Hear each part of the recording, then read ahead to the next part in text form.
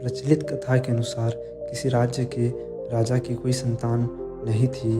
राज्य संपन्न था, किसी चीज़ की कोई कमी नहीं थी, लेकिन राजा अपने उत्तराधिकारी को लेकर परेशान रहता था।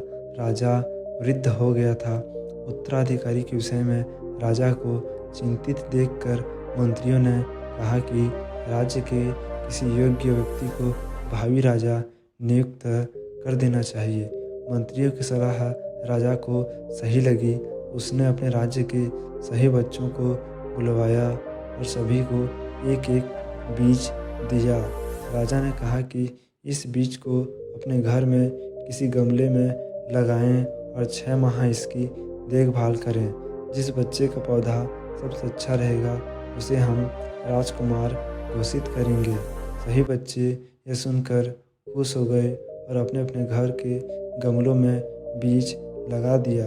रोज़ सुबह शाम समय पर पानी देना, खाद डालना शुरू कर दिया। कुछ ही दिनों में बीजों से पौधे उगने लगे। सभी बच्चे अपने पौधों की अच्छी देखभाल कर रहे थे। राज्य में सिर्फ एक बच्चा ऐसा था जिसके बीज से पौधा नहीं उगा था। वह बच्चा इस बात से दुखी था कि उसका पौधा पनप नहीं रहा है। अन्य बच्चे उसका मजाक उड़ा रहे थे। 3 महीने बीत गए। सभी बच्चों के पौधों में फूल आना शुरू हो गया, लेकिन उस बच्चे के गमले में पौधा नहीं उगा।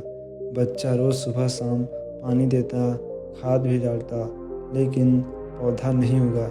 इसी तरह 6 महीने बीत गए। सभी बच्चे अपना अपना गमला लेकर राज दरबार में पहुंच गए। जिस बच्चे का बीज नहीं उगा था उसकी माँ ने कहा कि अगर तुम्हारा बीज नहीं उगा है तो भी तुम्हें यही गमला लेकर राजा के सामने जाना चाहिए। बच्चा उदास था, लेकिन उसमें राजा के सामने सच बोलने का साहस था। इसलिए वह ऐसा ही गमला लेकर राज दरबार पहुंच गया। राजा ने सभी बच्चों के गमले देखे। अंत में वे उस बच्चे के पास पहुंचे जिसके बीज से पौधा नहीं उगा था।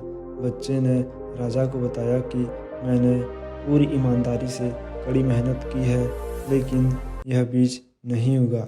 राजा ने सभी बच्चों से कहा कि मैंने आप लोगों को जो बीज दिए थे ये सभी बीज खराब थे, उनसे पौधा उग ही नहीं सकता था।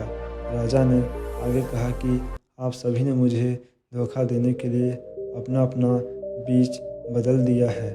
सिर्फ इस एक बच्चे ने कोई छल कपट नहीं किया और इसमें सच बोलने कोई साहस भी है। राजा वही बन सकता है जिसमें सच बोलने की हिम्मत है और जो किसी लालच में छल कपट नहीं करता है। इसीलिए मेरे राज्य का राजा यही बच्चा बनेगा जिसके गमले में पौधा नहीं उगा है।